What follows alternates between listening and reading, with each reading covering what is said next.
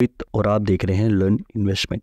आज के इस वीडियो में हम बात करने वाले हैं ऐसे स्टॉक के बारे में जिसके बारे में मुझे मेरे एक सब्सक्राइबर ने या कह सकते हैं फॉलोवर ने उन्होंने मुझे पिंग किया और उन्होंने ये डिमांड करी कि आप प्लीज़ इस स्टॉक के बारे में कुछ एनालिसिस कीजिए और कुछ बताने की कोशिश करिए कि हमें कहाँ पे बाय करना चाहिए या फिर जिन्होंने बाय कर रखा है वहाँ कहाँ पे एग्जिट कर सकते हैं।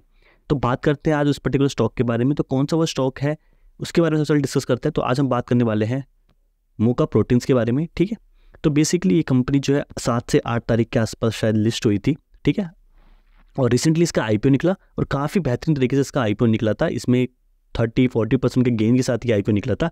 अभी हम बात करने वाले इस पर्टिकुलर स्टॉक के बारे में, क्या इस स्टॉक को हमें बाय करना चाहिए या फिर किस लेवल पे बाय करना चाहिए ये भी जानेंगे और कहाँ पे अगर एग्जिट करना चाहिए कहाँ पे किसी ने ले रखा है। तो फटाफट एक बार इसके बिजनेस समझ लेते हैं, क्योंकि बिजनेस समझना इसलिए इंपॉर्टेंट है क्योंकि ये अभी कंपनी ने आईपीओ लॉन्च किया है। इसके टेक्निकल ज़्यादा नहीं मिलेगा, बट जो ज़्यादा इंपॉर्टेंट चीज़ें मिलेगी वो मिलेगी इसका बिजनेस। क्योंकि अगर बिजनेस समझ में आ जाएगा तो ये समझ में आ जाएगा कि स्टॉक को एक्चुअल में ग्रोइंग कंपनी है कि नहीं है और हमें आगे फ्यूचर के लिए इसको होल्ड करना चाहिए कि नहीं करना चाहिए, वो समझने लायक रहेगा। देखिए, सबसे बात अगर हम बात करेंगे यहाँ पे मार्केट कैप पर, तो काफ़ी स्मॉल कैप कंपनी 1200 करोड़ का मार्केट कैप है। बिजनेस की अगर आप बात करेंगे तो कंपनी जो पूरी तरह से फिश बिजनेस में इंक्लूडेड है, यानी कि कंपनी का ऑलमोस्ट 90% प्लस का रेवेन्यू जो है वो फिश से ही आता है। ठीक है, कौन कौन से फिश के प्रोडक्ट ये कंपनी बेसिकली यूज़ करती है एक बार ये देख लेते हैं। देखिए, सबसे पहले इंपॉर्टेंट चीज़ जो है, कंपनी का सारा बिजनेस जो है वो ईस्टर्न कोस्टल स्टेट्स जितनी भी हैं हमारे उनसे निकल के आता है, यानी कि जितना भी आपका अरेबियन सी के इंक्लूडेड जितनी भी आपके स्टेट्स आपको देखने को मिलेंगे, सारा बिजनेस कंपनी ने वहाँ पे बना रखा है। ठीक है, इसके अगर आप प्रोडक्ट्स की बात करें तो कंपनी बेसिकली जो है, अगर आप देखेंगे सेल्स इंसेक्ट्स मील और इंसेक्ट ऑयल, अगर आप देखेंगे through the EPPL it associated with the fish meals and the oils basically. ठीक है, तो कंपनी जैसे क्या करती है, जो फिश से जो प्रोटीन होता है या फिर किसी इंसेक्ट्स के जो प्रोटीन्स बनता है उनका प्रोडक्ट का यूज़ करती है और वहाँ पे उससे अपना रेवेन्यू जनरेट करती है। अगर आप देखेंगे इसका लीडिंग फिश मील मैन्युफैक्चरर अगर आप देखेंगे तो कंपनी जो है लीडिंग प्लेयर है इन इंडिया में फिश प्रोटीन की अगर आप बात करेंगे तो फिश से जो प्रोटीन निकल जाता है। क्योंकि देखिए, आज के टाइम पे जितने भी जो जिम जाने वाले जो लोग हैं वो ज़्यादातर प्रोटीन पे ज़्यादा बात करते हैं और प्रोटीन जो जितना ज़्यादा हाईली अगर आप बात करेंगे सारा जो है फिश से निकल जाता है। अगर रो की बात करेंगे कंपनी का अगर आप देखेंगे तो कंपनी के 2 प्रोडक्ट निकल के आते हैं, फिश मील और फिश ऑयल। देखिए, फिश मील का बेसिकली मतलब हो गया साफ अगर आप देखेंगे तो फिश मील से निकल के आता है, जो फिश की जो मील्स होती है। जैसे कि अगर आप देखेंगे, क्योंकि मैं तो प्योर वेजिटेरियन हूँ, मेरे को इतना ज़्यादा नहीं पता है, बट लेकिन हाँ, जो लोग नॉन वेजिटेरियन है, ठीक है, वो लोग ज़्यादा जानते हैं सब चीज़ों के बारे में। ठीक है, सबसे पहले इंपॉर्टेंट चीज़ समझते हैं, फिश मील में सबसे ज़्यादा हाईली प्रोटीन होता है। जैसे कि कुछ लोग जो होते हैं वो स्पेशल एक टाइप का ही फिश लेना पसंद करते हैं या फिर एक पोर्शन ही लेना पसंद करते हैं, क्योंकि उसमें जो प्रोटीन होता है वो ज़्यादा हाई प्रोटीन होता है। और अगर आप जिम जा रहे हैं तो जिम में जाने के लिए आपको हाई प्रोटीन डाइट पे जाना पड़ता है ताकि आप अपनी ज़्यादा मसल गेन कर पाएँ या फिर आप मसल की रिकवरी कर पाएँ। इसके बाद अगर हम बात करें, कंपनी का इंपोर्ट और एक्सपोर्ट दोनों बिजनेस में है और कंपनी का 10+ कंट्रीज़ में बिजनेस चलता है और 68% जो रेवेन्यू है वो एक्सपोर्ट से आता है। अगर डोमेस्टिक बात करेंगे यानी कि इंडिया की बात करेंगे तो 32% के आसपास की यहाँ पे सेल निकल के आती है, वो भी इंडिया के अंदर। तो मेजॉरिटी ऑफ बिजनेस जो है वो एक्सपोर्ट पे टिका हुआ है। ठीक है, अगर हम बात करेंगे यहाँ पे कंपनी किस चीज़ से सबसे ज़्यादा रेवेन्यू बनाती है, तो फिश मील से, फिश ऑयल से, फिश सोल्यूबल पेस्ट से और मील एंड ऑयल से। ठीक है, इंसेक्ट्स के जो मील एंड ऑयल होते हैं उसमें भी बिजनेस बनता है, पर बहुत छोटा बिजनेस है, कंपनी उसमें भी ग्रो कर रही है। अभी जो कंपनी ने आईपीओ निकाला था, कंपनी ने आईपीओ में निकालते हुए ये कहा था कि हमें अपना जो है इंफ्रास्ट्रक्चर को इंक्रीज़ करना है, अपने जो कोस्टल स्टेट्स है उसको इंक्रीज़ करना है और अपना जो बिजनेस है उसको ग्रो करना चाहती है। तो ये अच्छा पॉइंट है कि कंपनी कई बार क्या होता है कि अपना आईपीओ निकालती है और वो सारा पैसा खुद जेब में रखने के लिए करती है, बट कंपनी ने यहाँ पे डिक्लेयर किया कि हमें अपना बिजनेस को ग्रो करना है, ना कि हमें अपने जेब में पैसा रखना है। तो बिजनेस में ग्रो करना है, दैट मीन कि हमारा जो पैसा होगा वो भी ग्रो कर सकता है। ठीक है, ओके। अगर हम यहाँ पे बात करेंगे कंपनी के जो प्रोडक्ट्स की, देखिए फिश ऑयल का अगर हम बात करेंगे, देखिए फिश ऑयल जो है ओमेगा-3 पील्स जो होती है, ओमेगा-3 की जो गोलियाँ होती हैं उसमें ज़्यादातर फिश ऑयल यूज़ किया जाता है। हाँ, वो वेज और नॉन वेज दोनों में आता है। देखिए, वेज अगर आपको देखेंगे तो नॉन वेज कैटेगरी का हो गया, और जो वेज कैटेगरी के होते हैं, जैसे कुछ लोग होते हैं जो बोलते हैं नहीं हमें वेज ही मेडिसिन लेते हैं, तो उनके लिए भी एक कैटेगरी निकल के आती है, वो अलग प्रोडक्ट होता है। बट लेकिन हाँ, ओमेगा-3 मेजरली लोग जो लेते हैं वो अगर हम बात करेंगे तो वो फिश ऑयल से ही बनता है।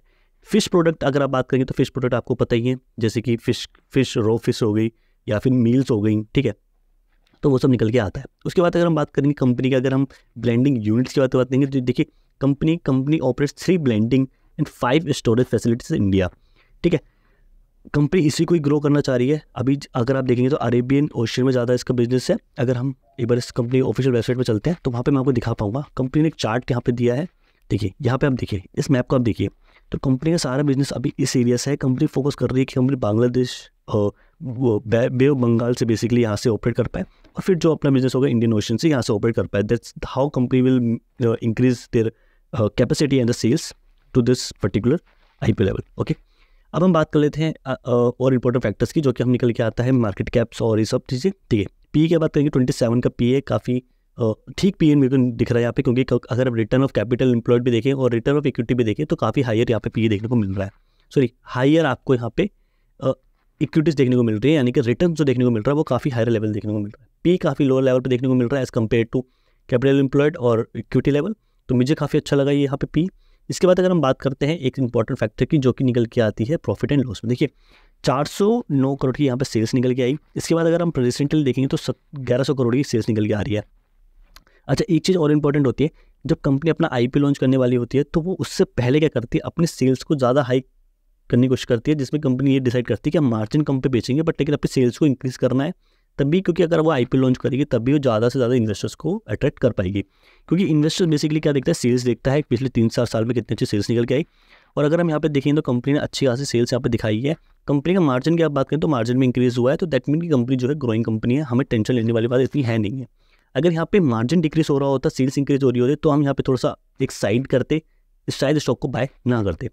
इसके बाद अगर हम बात करते हैं अदर फैक्टर्स की, इंटरेस्ट की बात करते हैं, तो कंपनी को अच्छा खासा इंटरेस्ट यहाँ पे मिल रखा है, डेप्रिसिएशन भी कंपनी को अच्छा खासा मिला हुआ है। अदर सोर्स ऑफ इनकम में ज़्यादा अमाउंट निकल के नहीं आ रहा, तो दैट मीन कि उसको हम अवॉइड कर सकते हैं, कोई बड़ी बात नहीं है। उसके बाद अगर हम बात करेंगे कंपनी की नेट प्रॉफिट है, कंपनी का नेट प्रॉफिट जो है ग्रोइंग है। 2020 में जो नेट प्रॉफिट 14 करोड़ का था, आज के टाइम पे वो 50 करोड़ के आसपास सच कर चुका है, तो काफ़ी अच्छा ग्रोइंग यहाँ पे बिजनेस देखने को मिल रहा है। डिविडेंड अभी देखने को नहीं मिल रहा है, क्यों नहीं मिल रहा है, क्योंकि कंपनी ने इतना ज़्यादा प्रॉफिट नहीं बना पा रही है जो डिविडेंड के फॉर्मूला दे पाए। I hope let's see company 100 crore 200 crore का नेट प्रॉफिट जब बनाएगी तो शायद यहाँ पे डिविडेंड भी देखने को मिल सकता है। इसके बाद करते हैं कंपाउंडिंग प्रॉफिट ग्रोथ की। अगर आप देखेंगे तो पिछले 3 साल में 56% का प्रॉफिट निकल के आया है। स्टॉक प्राइस अभी लिस्ट हुई है तो यह देखने की जरूरत नहीं है। रिटर्न ऑफ कैपिटल एम्प्लॉयड, और मैंने आपको बताया रिटर्न ऑफ इक्विटी बहुत अच्छा निकल के आ रहा है, 27% का अगर आपको रिटर्न देखने को मिल रहा है एज एन इन्वेस्टर, तो मेरे हिसाब से बहुत अच्छी बात यहाँ पे देखने को मिल रही है। ठीक है, बैलेंस शीट में अगर हम आते हैं, रिजर्व में देखेंगे तो 160 करोड़ का यहाँ पे रिजर्व है।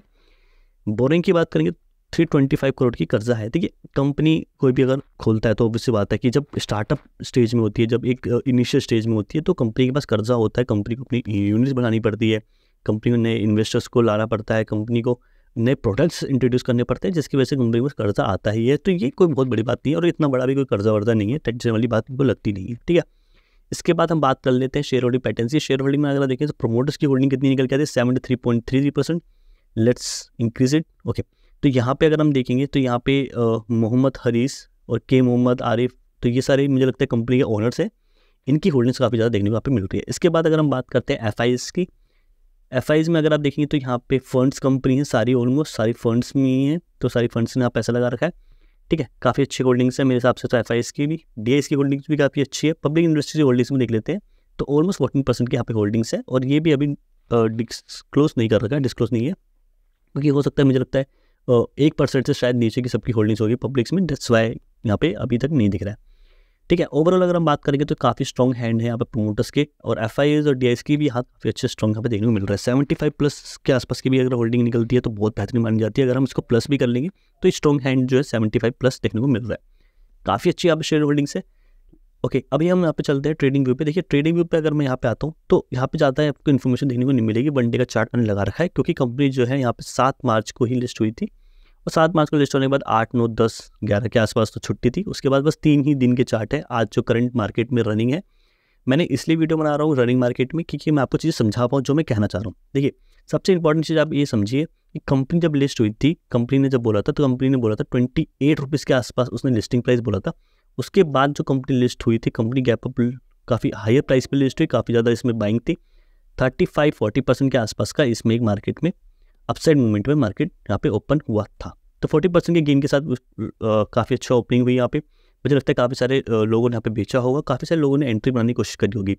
अब हमें क्या करना चाहिए वो चीज़ समझ लेते हैं। देखिए कंपनी जो है अभी इस प्राइस पे आ चुकी है अगर आप देखेंगे आज के टाइम पे, और मार्च का जो महीना है, मार्च का महीना काफ़ी आप समझ लो काफ़ी साइडवेज का महीना है। ठीक है, इस महीने में कुछ नया बाय नहीं करें तो मेरे हिसाब से अच्छा है, अनटिल अनलेस आपको कोई बहुत अच्छी अपॉर्चुनिटी नहीं देखने को मिल रही किसी पर्टिकुलर स्टॉक में। जैसे कि ये एक स्टॉक है, देखिए मार्केट में अच्छी खासी बुलिश कैंडल बनी, अगले दिन बेरिश कैंडल बनी, मगर मार्केट ने इसके नीचे क्लोजिंग नहीं दी।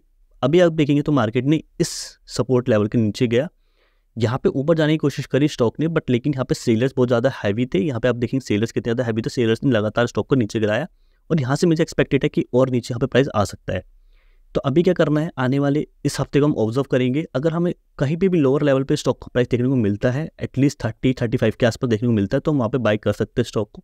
35 के आसपास अभी अगर देखने को मिलता है तो हम इसको बाई कर सकते हैं, ठीक है, क्योंकि ओवरऑल कंपनी काफ़ी अच्छी है। अभी मार्केट में क्या है कि एक प्रेशर है, प्रेशर की वजह से स्टॉक नीचे आ रहा है, तो ऐसे में ही एक लॉन्ग टर्म स्टॉक को होल्ड करना काफ़ी अच्छा यहाँ पे बन सकता है।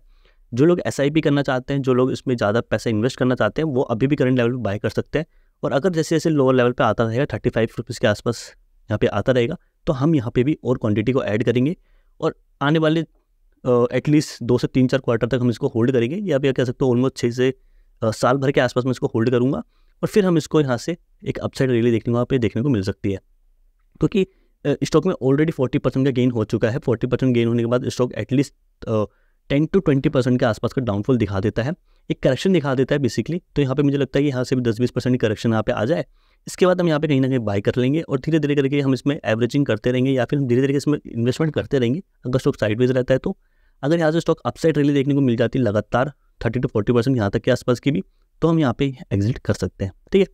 बट लेकिन हाँ, लॉन्ग टर्म के टर्म्स में बात करूँगा तो मैं इसमें धीरे धीरे हर महीने की एक काइंड ऑफ SIP करता रहूँगा, क्योंकि कंपनी काफ़ी अच्छी है। और जो प्रोटीन सेक्टर अगर हम बात करेंगे, देखिए जैसे आजकल लोग प्रोटीन पे ज़्यादा ध्यान देने लगे हैं, जिम पे ज़्यादा ध्यान देने लगे हैं, तो ऐसे में ऐसे पर्टिकुलर स्टॉक जो है काफ़ी अच्छी रैली और काफ़ी अच्छी बेहतरीन यहाँ पे सेल्स यहाँ पे दिखा सकते हैं, ठीक है। तो आई होप कि मेरे जो फॉलोवर्स हैं जिनका ये डाउट था कि इसको बाय करना है कि नहीं करना है और कहाँ पे बाय करना है, अगर करना चाहते हो कहाँ पे एग्जिट करना चाहते हैं, अगर आपको ये चीज़ समझ में आ गई है तो प्लीज़ मैं आपसे होप करूँगा कि आप मेरे को इंस्टाग्राम पे फिर से जाएं, मेरे को एक बार एटलीस्ट मेरे को मैसेज डालें कि हाँ मुझे समझ में आ गया। अगर कुछ भी डाउट है तो आप मुझे इंस्टाग्राम पे मैसेज कर सकते हैं। कई बार क्या होता है, लोग मुझे मैसेज करते हैं यूट्यूब पे ही कमेंट करते हैं और बोलते हैं कि कहाँ पे बाय करना, कहाँ पे एग्जिट करना। आप पूरी वीडियो देखते नहीं है, इस वजह से डाउट आपको रहता है।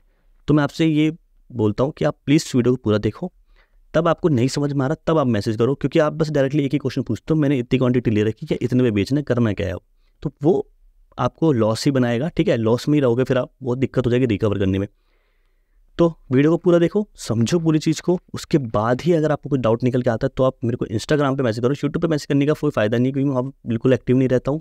इंस्टाग्राम पे मैं थोड़ा बहुत एक्टिव रहता हूँ, ठीक है। आप मुझे यहाँ पे मैसेज करो, यहाँ पे मुझे फॉलो भी कर सकते हो। टेलीग्राम का ग्रुप है, यहाँ पे डिस्क्रिप्शन में लिंक है, जाओ उसको ज्वाइन करो। यहाँ पे मैं अपडेट देता रहता हूँ कैसे स्टॉक को बाय करना है, कहाँ पे एग्जिट करना है, कहाँ पे हमें इसको एक पोजीशन ऐड करनी है। तो अगर आपको वीडियो पसंद आ रही, please like it and share with friend. Thank you all, bye bye.